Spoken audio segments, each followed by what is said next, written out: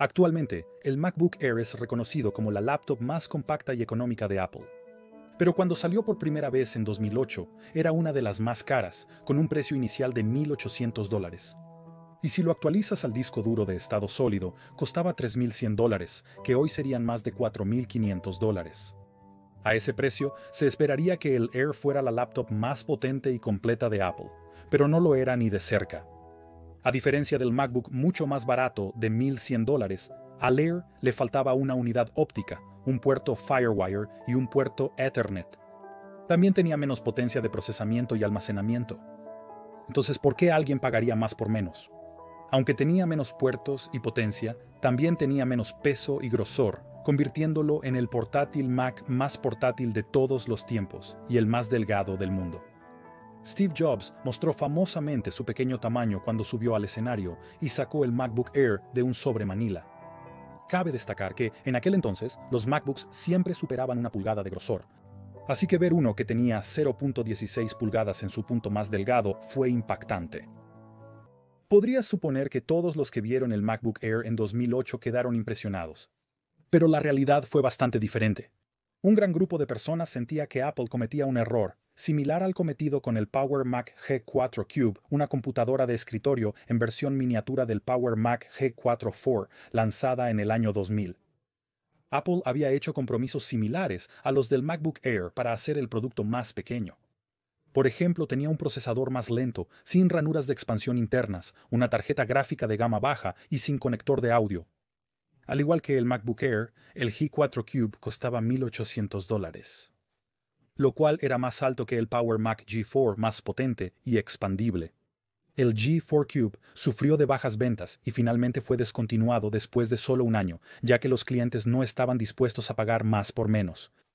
Por ende, no sería ilógico asumir que el MacBook Air también fracasaría. Pero había una diferencia crucial que se pasó por alto. El G4 Cube era un escritorio profesional, mientras que el MacBook Air era una laptop para consumidores. Los profesionales solían trabajar en sus escritorios sin preocuparse por la apariencia de su computadora. Solo querían el mejor rendimiento por su dinero. Pero a los consumidores que viajan con laptop sí les preocupa su tamaño y peso, priorizando probablemente la portabilidad sobre la potencia. Pero Apple tuvo que hacer algunos compromisos serios para hacer la MacBook Air tan delgada como quitar la unidad de 400 que los usuarios usaban casi a diario en los años 2000. El software, la música y las películas se vendían comúnmente en discos físicos. Los CDs se usaban para grabar música y reproducirla en el coche, archivar y transferir archivos entre computadoras e instalar sistemas operativos. De hecho, Apple no comenzó a ofrecer versiones digitales de su software y sistema operativo hasta la Mac App Store en 2011, 3 años después del MacBook Air. Entonces, ¿cómo esperaba Apple que los usuarios lidiaran con la falta de una unidad de 400? Bueno, así. Ahora hay una mejor manera de agregar películas a nuestras computadoras. Podemos alquilarlas de forma inalámbrica desde iTunes Movie Rentals directamente en nuestro MacBook Air. ¿Existe una alternativa superior a quemar CDs para el coche? La mayoría ya tenemos iPods en nuestros autos. Para hacer copias de seguridad, ahora tenemos Time Machine y Time Capsule para respaldar nuestras notebooks inalámbricamente. ¿Qué pasa con la instalación de software? Bueno, también vamos a hacer eso de forma inalámbrica. Y entonces, cuando vayas al Finder en MacBook Air, verás en la columna de la izquierda algo llamado disco remoto. Al hacer clic en el disco remoto, se mostrarán todas esas Macs o PCs en tu cercanía. Y puedes elegir uno de esos y pedir prestada su unidad óptica. Ahora, es posible que hayas notado que cada solución que Jobs ofreció implicaba usar o comprar otro producto de Apple, como comprar su SuperDrive externo, alquilar películas por $4 o $5 cada una en iTunes, comprar un iPod para reproducir música, hacer copias de seguridad con la cápsula del tiempo de $300 de Apple o usar el disco remoto con otra Mac o PC. Fue una estrategia astuta de Apple para retener a los usuarios en su ecosistema, lo cual muchos consideraron éticamente cuestionable. Pero la falta de puertos en el MacBook Air planteó otro problema. ¿Cómo te conectarías a Internet si no hay Wi-Fi disponible y no tienes un puerto Ethernet? ¿Cómo conectarías cámaras o videocámaras sin Firewire? ¿Y cómo te conectarías a una pantalla externa sin un puerto mini display? Apple respondió con adaptadores. Se incluyeron dos en la caja para conectar a pantallas Digital Visual Interface y Video Graphics Array, mientras que el resto se vendía por separado. Como un adaptador USB a Ethernet por $29, un adaptador mini Digital Visual Interface a video compuesto por $19 y el USB SuperDrive por $79. Fue entonces cuando comenzó la era de los adaptadores en Apple, con los MacBooks posteriores eliminando puertos año tras año hasta que nos quedamos con modelos que solo tenían USB-C.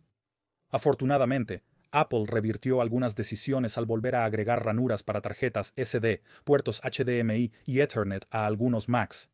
Pero usar el MacBook Air original fue un desafío, ya que solo tenía un conector para auriculares, un puerto USB y un puerto Digital Visual Interface, en comparación con el MacBook, que tenía Ethernet, Mini Digital Visual Interface Firewire, dos USB entrada y salida de audio y un candado Kensington.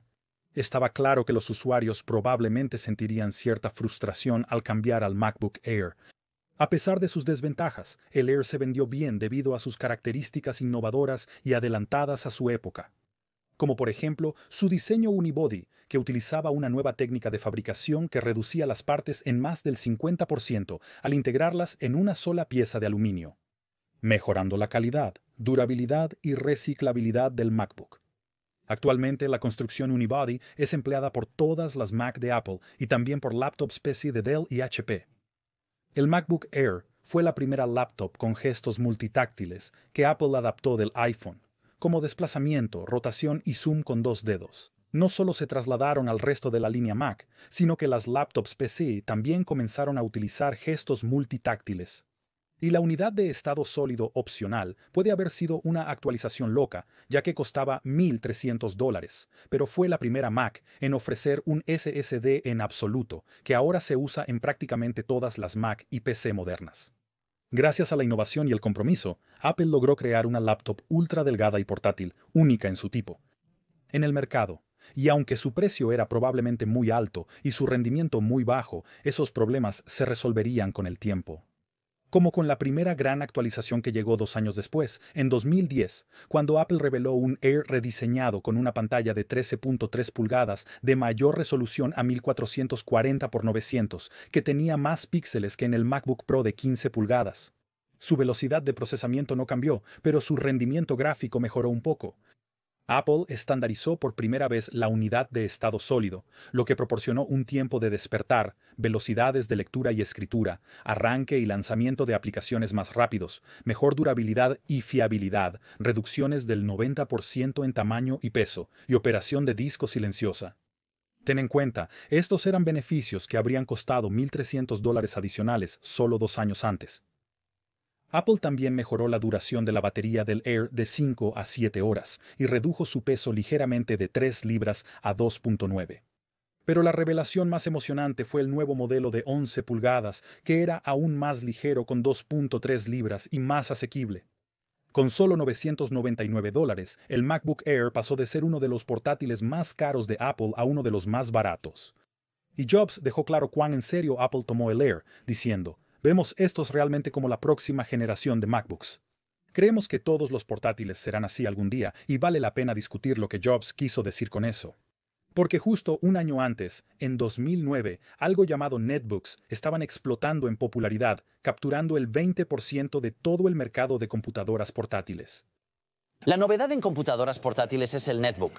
Son pequeños, portátiles y omnipresentes. ¿Ofrecen todo lo que necesitas? Natalie Del Conte, editora senior en CNET TV, tenía algunas respuestas. Los netbooks eran esencialmente laptops súper compactas que venían con aún más compromisos que el MacBook Air. Tenían teclados diminutos que eran frustrantes de usar, procesadores de baja potencia como el Intel Atom que luchaban para soportar la multitarea de aplicaciones, pantallas pequeñas de baja resolución y una mala duración de la batería. Pero su tamaño portátil, la capacidad de ejecutar aplicaciones de escritorio y su precio muy bajo, típicamente de $300 a $400, los hizo una opción popular para los usuarios que simplemente querían acceso a funciones básicas de Internet y correo electrónico. Durante algunos años, pareció que las netbooks superarían a la industria de las notebooks. Pero Apple tenía una estrategia de 2 niveles para evitar que eso sucediera: el iPad de $500 y el MacBook Air de 11 pulgadas de $1,000. Ambos ofrecían más potencia, más resolución de pantalla, más características y una experiencia más agradable que los netbooks en dos diferentes puntos de precio. Aunque el MacBook Air se volvió más asequible, aún tenía un rendimiento deficiente y le faltaban características. Por el mismo precio, el MacBook de plástico blanco ofrecía un procesamiento y gráficos más rápidos a 2.4 GHz en lugar de 1.4, más espacio de almacenamiento a 250 GB en lugar de 64, 10 horas de vida de batería en lugar de 5 o 7, más puertos y una unidad óptica. Así, los clientes que elegían el MacBook Air aún debían hacer concesiones, pero la demanda creció con esta generación, representando cerca del 17% de las ventas de Mac en el cuarto trimestre de 2010. Y con la discontinuación del MacBook blanco en 2011, el Air de 11 pulgadas actualizado se convirtió en el portátil más barato de Apple a $999, con un procesamiento y gráficos 2 veces y media más rápidos en comparación con la generación anterior, aunque todavía no tenían mucho almacenamiento en comparación con el MacBook descontinuado. Para finales de año, el MacBook Air representaba el 28% de las ventas de portátiles de Apple, un alza notable desde 2010. En solo 3 años, el MacBook Air pasó de ser un portátil caro para entusiastas de la tecnología a ser el más asequible de Apple, comprado principalmente por estudiantes. Y solo continuó convirtiéndose en un mejor valor. En 2013, Apple duplicó el espacio de almacenamiento del Air de 11 pulgadas de 64 a 128 GB y aumentó la vida de la batería de 5 a 9 horas, todo sin aumentar su precio. La vida de la batería en el modelo de 13 pulgadas aumentó de 7 a 12 horas y su precio bajó $200, siendo solo $100 más caro que el de 11 pulgadas. En 2015, Apple redujo el precio de ambos modelos de MacBook Air en $100, convirtiendo al Air de 28.0 centímetros de $899 en el portátil más asequible de Apple hasta ese momento. Introdujo otro portátil en 2015 que confundió a la gente. El MacBook que se había descontinuado en 2011 fue reintroducido con un factor de forma completamente nuevo. Era súper delgado y súper ligero. De hecho, con 13.1 milímetros de grosor, era un 24% más delgado que el MacBook Air de 11 pulgadas. Y con 2 libras era un 13% más ligero. Ofrece una pantalla de 12 pulgadas con características nuevas como retroiluminación de teclado precisa, resolución retina, trackpad sensible a la presión con motor Taptic y diseño sin ventilador. Un diseño revolucionario para las laptops Mac. Pero a pesar de que el MacBook es más delgado y ligero que el Air, Apple no cambió el esquema de nombres.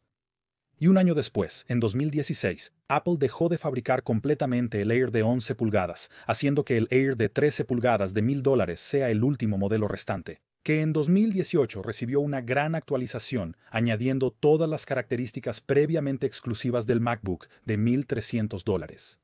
Con bordes 50% más estrechos, Touch ID y un diseño más delgado y ligero. Pero en 2018 Apple aumentó los precios, incluyendo el del MacBook Air. Su precio subió $200, comenzando en $1,199. Eso significó que la laptop más barata se encareció $300 en solo 3 años. Esto probablemente se debió a las ventas estancadas de Mac que comenzaron en 2015 pasando de 20 a 18 millones de dólares, luego a 19 millones y finalmente volviendo a bajar a 18 millones. Para generar más ingresos, Apple ya no podía confiar en mayores ventas año tras año, así que en su lugar introdujeron precios más altos. Afortunadamente, en marzo de 2020, Apple revirtió esa decisión y bajó de nuevo el precio del Air a $999. Y en noviembre, el Air fue el primer 1AC de Apple en presentar su nuevo chip 1.1. Anteriormente habían utilizado procesadores Intel, pero debido a promesas incumplidas y problemas de rendimiento, Apple dejó a Intel. Daré las razones en mi próximo video, así que suscríbete para verlo. Pero las mejoras de Apple con M1 fueron inéditas. Su unidad central de procesamiento funcionó hasta 3 veces y media más rápido. Su unidad de procesamiento gráfico 5 veces más rápido. Las cargas de trabajo de aprendizaje automático fueron 9 veces más rápidas y su almacenamiento en chip entregó velocidades de SSD 2 veces más rápidas. Esta fue la mayor mejora de rendimiento en todo el sistema en la historia de MacBook Air, haciéndolo más rápido que el 98% de las laptops PC vendidas ese año. Pero el Air no solo era más rápido, sino también más eficiente energéticamente. Esto permitía que el MacBook Air fuera el primero en presentar un diseño sin ventilador que funcionaba en completo silencio, ya que no se calentaba tanto. También ayudó con la duración de la batería, aumentando de 11 horas de navegación web inalámbrica a 15 horas. A pesar de las mejoras, los clientes aún querían un nuevo diseño, ya que su forma de cuña había permanecido igual desde el 2010. En el 2022 Apple cumplió con lo prometido. Un MacBook Air con un diseño y chip totalmente nuevos. En lugar de tener forma de cuña, el nuevo Air tenía forma de caja, midiendo 0.44 pulgadas de grosor, que era más grueso que el borde más delgado del Air anterior, pero más delgado que su borde más grueso. En general, el nuevo diseño tenía un volumen un 20% menor y pesaba un poco menos, 1.2 kilogramos. También se ofrecía en 4 colores por primera vez: plata, starlight, gris espacial y medianoche. Y sus biseles más delgados significaban que era necesario un notch para acomodar su cámara, sensor True Tone, sensor de luz ambiental y luz de estado LED. El chip M2 hizo que el ya rápido Air sea aún más rápido. Pero al igual que en 2018, Apple aumentó el precio del Air, saltando de $999 a $1,199. En 2023, Apple introdujo una versión de 15 pulgadas por $1,299 y bajó el precio del de 13 pulgadas a $1,100. En 2024, el Air M2 de 13 pulgadas volvió a costar $1,000 cuando Apple introdujo los modelos M3 actualizados. Pero la mayoría de los clientes no se quejaron del precio. En cambio, Apple fue duramente criticada por la cantidad de RAM incluida en sus modelos base, que había estado estancada en 8 GB durante 6 años, mientras el iPhone recibía actualizaciones regulares de RAM. De hecho, el iPhone XV Pro igualó los 8 GB de RAM del Air en 2023. Lo cual era extraño, ya que los ordenadores normalmente requieren más RAM que los smartphones. En noviembre de 2024, Apple finalmente duplicó la RAM del MacBook Air a 16 GB sin aumentar su precio. Así es la situación actual del MacBook Air. De ser una laptop costosa y poco potente, con muchas características faltantes en 2008, a lo que muchos consideran la laptop con la mejor relación calidad-precio en el mercado, con un diseño delgado y compacto que aún ofrece un poder increíble y características premium. Esa es la historia del MacBook Air. Este es Greg con Apple Explicado, gracias por ver hasta el final y nos vemos en el próximo video.